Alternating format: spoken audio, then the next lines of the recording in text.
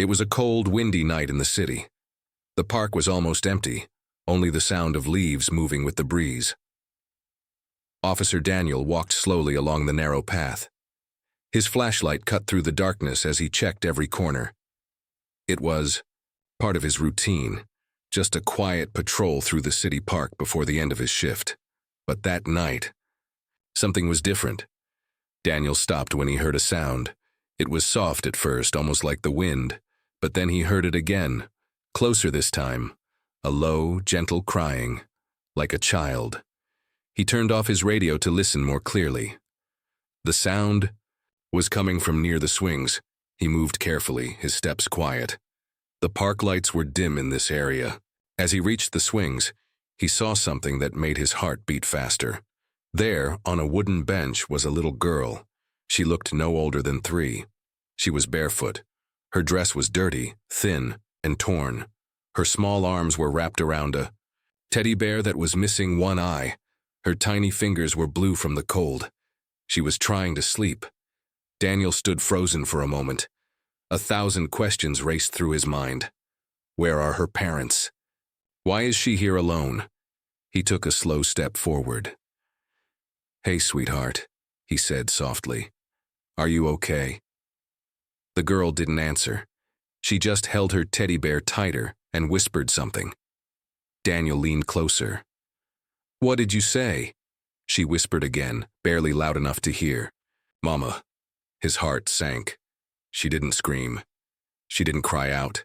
She just kept saying the same word, again and again. "Mama. Mama." Daniel slowly took off his jacket and wrapped it around her. "It's okay," he whispered. "You're safe now." But the little girl didn't move. Her eyes were blank, tired as if she hadn't slept properly in days. Daniel picked up his radio to call for help, but something stopped him. The girl reached into the pocket of her dress. It was a slow, careful motion. Her small hand trembled as she pulled something out. It was an old, folded photo. She held it up to Daniel without saying a word. He took it gently and opened it. His breath caught in his throat. The photo showed the same little girl, standing between a young woman and a tall man. They were smiling, happy, full of life. But that wasn't what made Daniel freeze. It was the man in the photo. He knew that face, not just from passing news or some distant memory. He knew that man personally. Or at least, he thought he did. It had been years, but that face was one he couldn't forget. The man had been involved in a case Daniel worked early in his career. A case that was sealed. A case that never got solved. Now that man was smiling. In a family photo, holding this child. Daniel looked down at the girl again. She looked nothing like the night around her. She looked like a child who belonged in a warm bed, with bedtime stories and soft music. Not this cold bench in the dark. He stood up, holding her gently in his arms. "We're going to find your mom, okay?" he said softly. "I promise." The little girl didn't answer. She just leaned her head against his chest and whispered again, "Mama." Daniel walked quickly back to his car, holding the girl close, his mind spinning. Something was wrong, deeply wrong. This wasn't just a lost child. This was something bigger. He looked at the photo again under the dashboard light. The man in the picture, he had disappeared 3 years ago. No one had found him. No one ever knew what really happened, and now this little girl had shown up out of nowhere, with that man's photo in her pocket. Who was she? Where had she come from? And where was her mother? Daniel didn't know it yet, but this little girl would change everything. She wasn't just lost. She was the key to a truth that had been buried for years. And someone out there was still watching, waiting.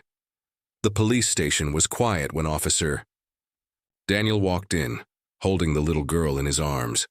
A few officers looked up, surprised to see a child at this hour. Daniel didn't speak to anyone.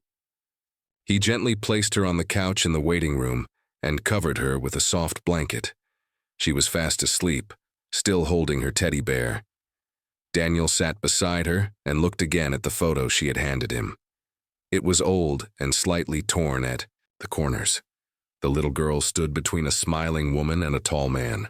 The woman had long, dark hair and kind eyes. The man had a strong face, sharp features, and a smile that Daniel could never forget. That man was Eric Blackwood. 3 years ago, Eric had been a key figure in a secret investigation. Daniel wasn't allowed to talk about it back then. The case was sealed, buried. No one was ever found guilty. No justice was served.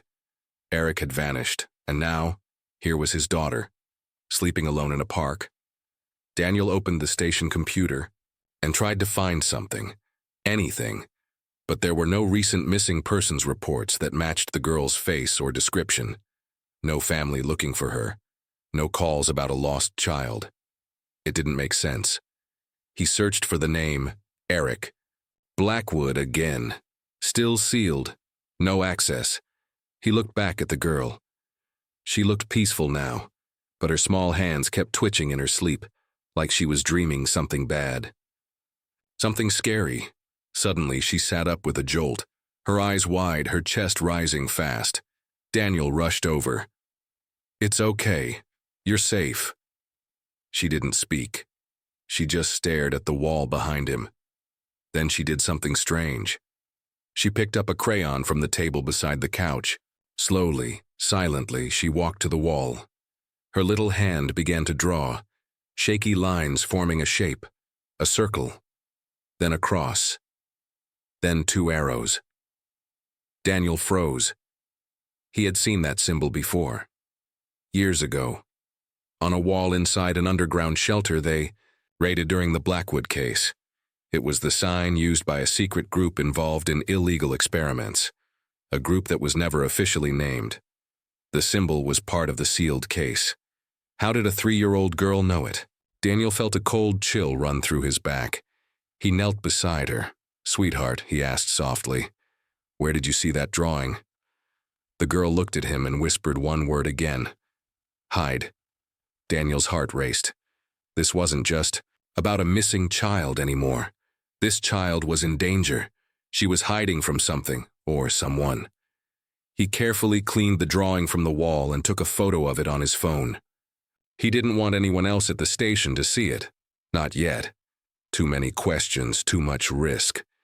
He brought the girl to the small medical room. A kind nurse named Carol checked her. No injuries, just very cold, hungry, and tired. Carol gave her warm milk and a soft blanket. The girl still didn't speak much. She just clung to her teddy bear and held Daniel's hand tightly. That night, Daniel couldn't sleep. He kept looking at the photo, the happy family, the memory of the raid, the symbol on the wall. Nothing added up. The next morning, Daniel returned to the station early. Before anyone else came in, he checked the case files from 3 years ago again. Still locked. He searched a different way, through backdoor notes he remembered from the raid. One document had a faded copy of that same symbol. It was labeled Code Project Echo. Status terminated. Location unknown. Daniel sat back in his chair. Project Echo had been shut down years ago, or so they said.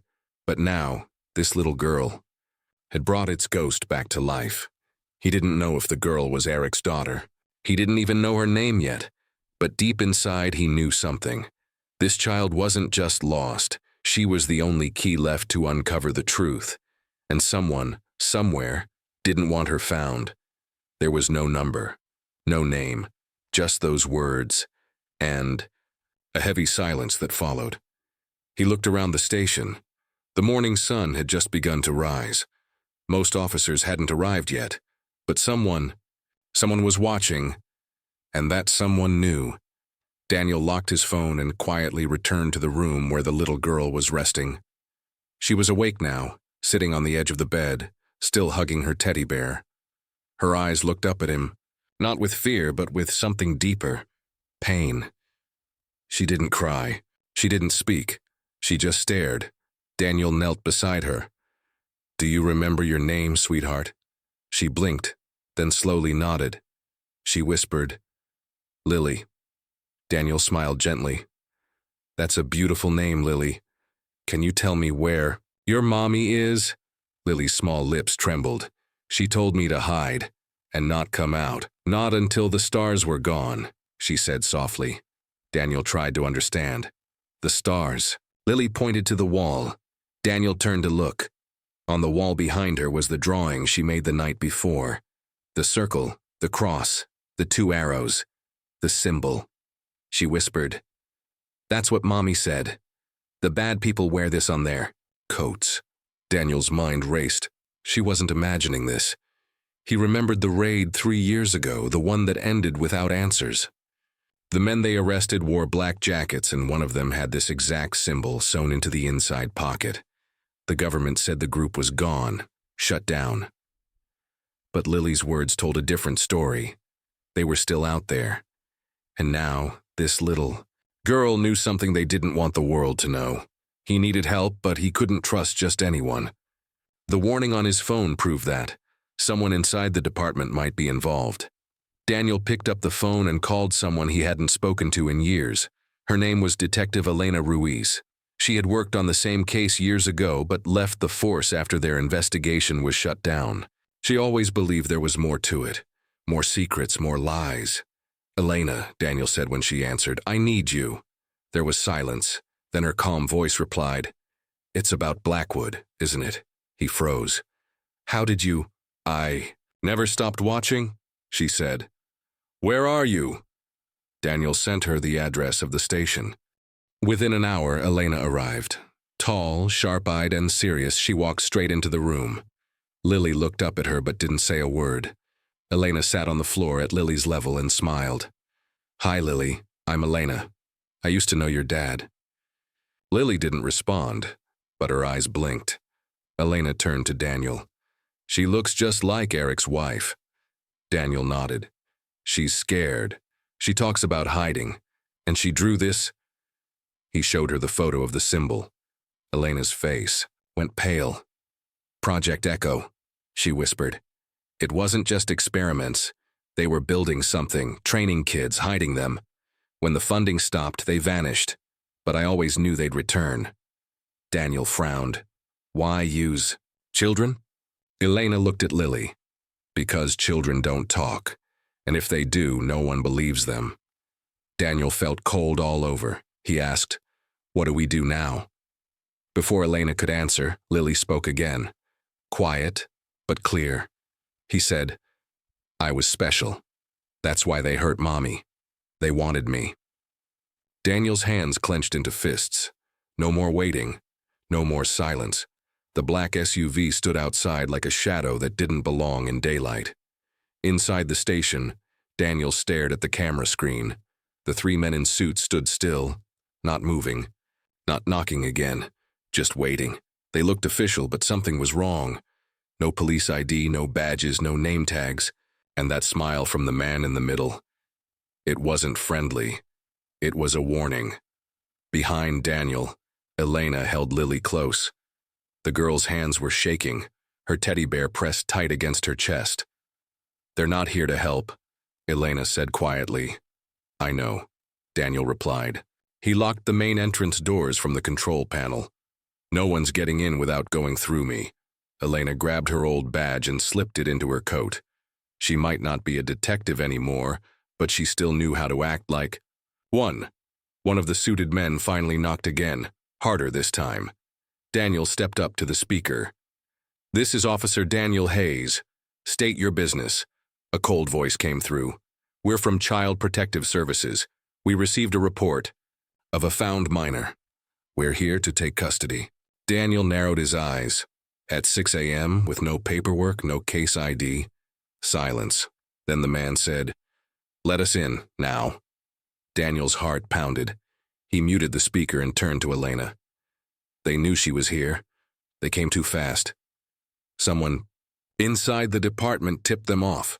Elena nodded. "Then we can't stay here." Daniel looked at Lily. She was trying to be brave, but her lips were trembling. He knelt beside her. "Lily, we're going to go on a little trip, okay? Somewhere safe." Lily nodded slowly.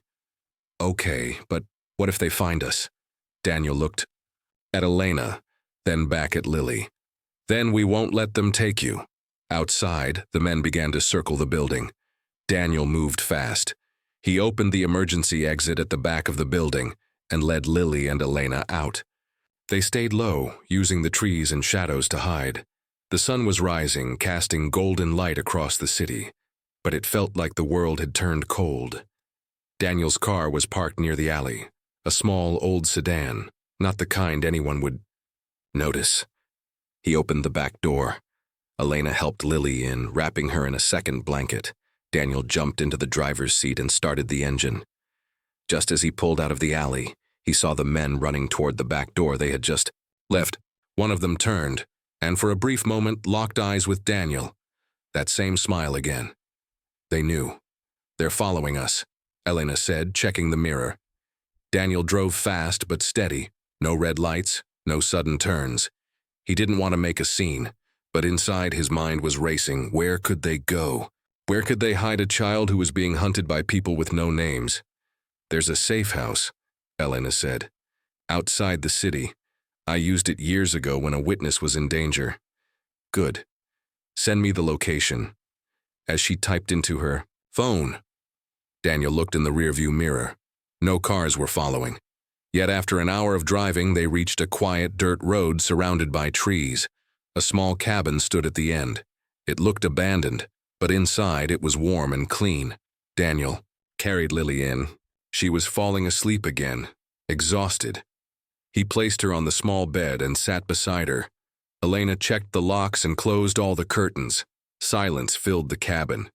For now, they were safe. Daniel finally took a breath. "We need to know more. If those men find her again, they won't knock next time." Elena pulled out an old USB drive from her bag. "I saved files from the Echo investigation, records the department deleted, names, photos, places, and maybe something that explains why they want Lily." Daniel looked at the USB. "What are we really up against, Elena?" She looked him in the eyes. "A program that never ended. A little girl who remembers too much. And a truth they've killed to keep hidden." The old cabin was quiet, but inside, tension was rising. Officer Daniel sat at the small wooden table, holding the USB drive Elena had given him. Across from him, Elena watched the door, alert for any sound. And in the next room, little Lily was sleeping again, her tiny body curled up beside her torn teddy bear. But her last words still echoed in Daniel's mind. "They found Mommy. I saw it. In my dream. Was it just fear? Or something real?" Elena whispered. "Plug it in. We need to see what they tried to erase." Daniel opened his laptop and inserted the USB. For a moment, the screen stayed black. Then folders appeared. Old case files, photos, and secret documents. Some were labeled Project Echo. Others were marked confidential. Level 9 clearance. Daniel clicked on a video file named Interview 1097 EM. A grainy video started to play. A woman sat in a cold metal chair, her hands shaking. Her face was bruised, her voice weak, but her words were clear. "They took my daughter. They said she was gifted, special. She could remember everything, even things she shouldn't know." Daniel froze. "That's Lily's mother." Elena nodded. "Emma Morgan. She was a scientist for the government until she turned against them." In the video, Emma continued, "They said it was for protection, but they trained her like a soldier. She was just 3. I tried to run. That's when they came after me." The video cut off suddenly. Corrupted. Daniel leaned back, stunned. They were using kids and turning them into tools. Elena opened another file, a scanned letter written by Emma, never sent. "If anything happens to me, please protect my Lily. She remembers more than anyone else. She knows where they're hiding. She knows the names." Daniel whispered. "That's why they're after her." Just then they heard a creaking sound. Not from the cabin, from the woods outside. Daniel grabbed his flashlight and gun. Elena checked the windows. Nothing. Another creak. Daniel slowly stepped out the back door. The cold wind blew through the trees, and branches moved gently in the night breeze. Then he saw it, a piece of paper nailed to a tree. He pulled it down. The message was written in bold letters. "Give us the girl, or next time we don't knock. No signature, no explanation. Just a threat. He rushed back inside. Elena read the note and clenched her jaw. They're getting closer. Daniel paced. We need to find Lily's mother. If she's alive, she can tell us everything. Elena nodded. I'll call someone from my past, a hacker. He used to work intelligence. He owes me. She made the call. Minutes later, her contact sent back a location. A private hospital in the mountains, hidden, protected. A patient was admitted 3 months ago, under a false name, but her face matched Emma Morgan. She's alive, Elena said. Daniel looked at Lily, still asleep on the bed. Then we go. Tonight. They packed quickly, wrapping Lily in warm clothes. As they loaded the car, Lily suddenly opened her eyes. She looked at Daniel. My mommy's waiting. I heard her calling me. Daniel gently smiled. Then let's bring you home. The road twisted like a snake through the forested mountains. Fog rolled across the hills and the early morning light was weak and gray. Officer Daniel gripped the steering wheel tightly, his eyes darting between the road ahead and the car in the rearview mirror. It was still following them. Quiet. Careful. Never too close. Elena sat beside him, checking her phone's GPS. We're almost there. Less than 10 kilometers to the hospital. In the back seat, Lily stared out the window, her teddy bear resting in her lap.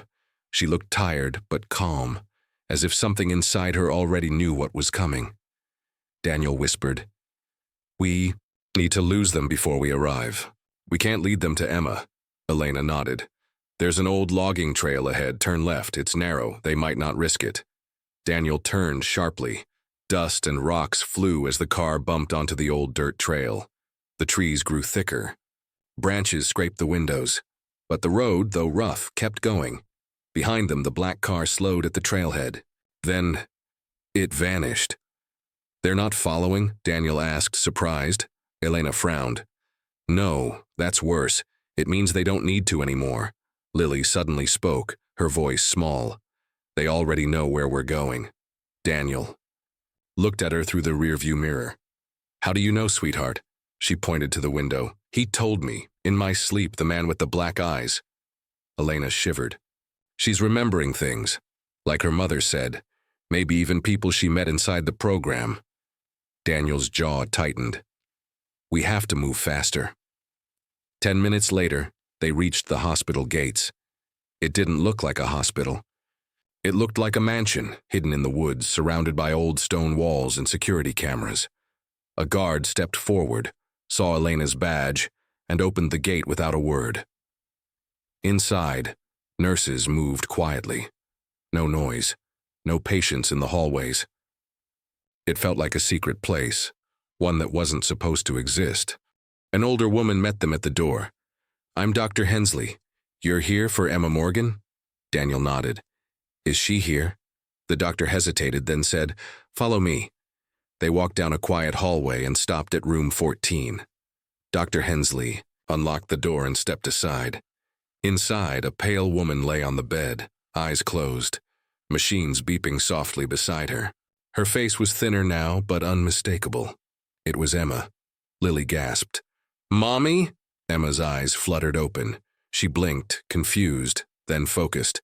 Lily, the little girl ran to her. Daniel and Elena stepped back, giving them space.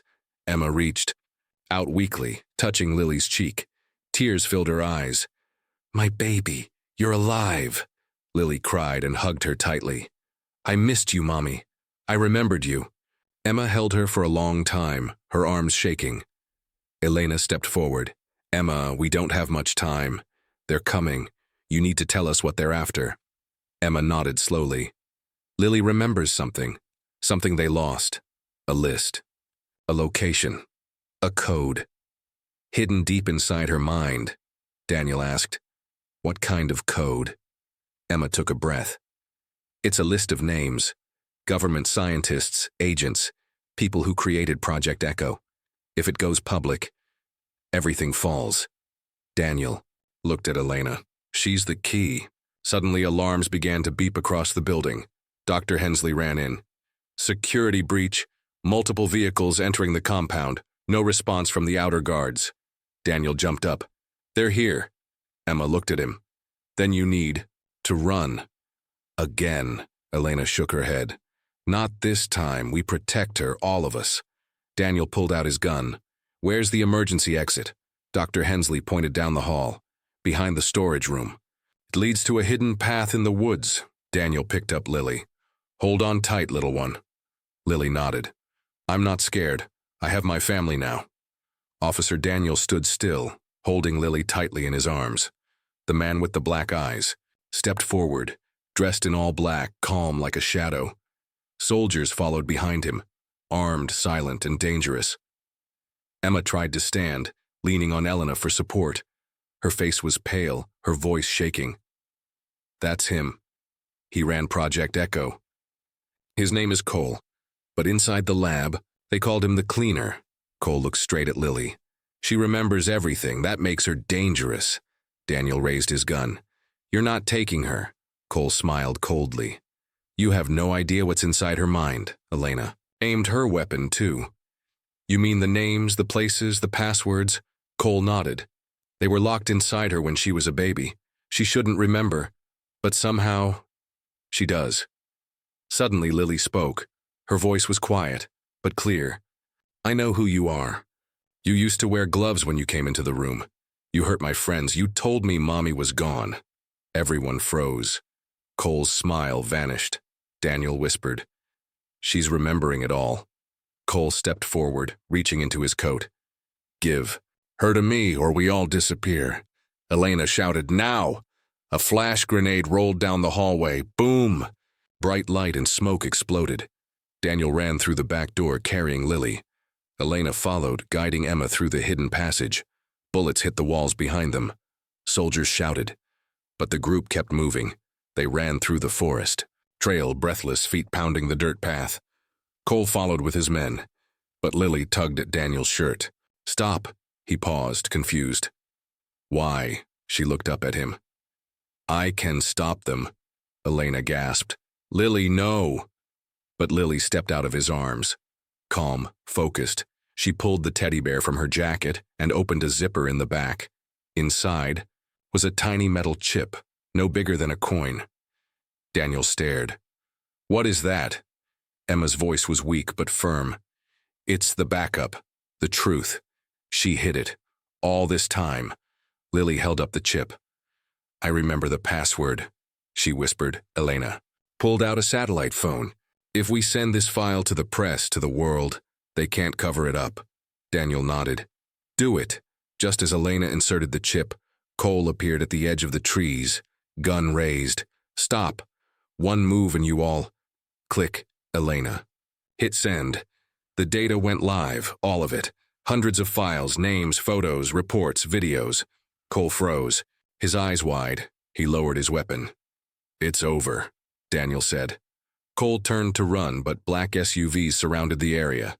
FBI agents jumped out, shouting commands. Cole and his men were arrested on the spot. One agent approached Daniel. We've been tracking them for months. That chip, that was the final proof, thanks to you and her. Daniel looked at Lily, who smiled, tired but safe. Days later, the story broke across the news. Secret child program exposed, the headline said. The world was shocked. Project Echo was shut down forever. Arrests were made in high places. Lily and Emma were given full protection, a new home, a new life. Daniel visited often, sometimes with flowers, sometimes with warm clothes. One day Lily gave him her teddy bear. For you, she said, to remember me. Daniel smiled, his eyes full of tears. I'll never forget you, kiddo.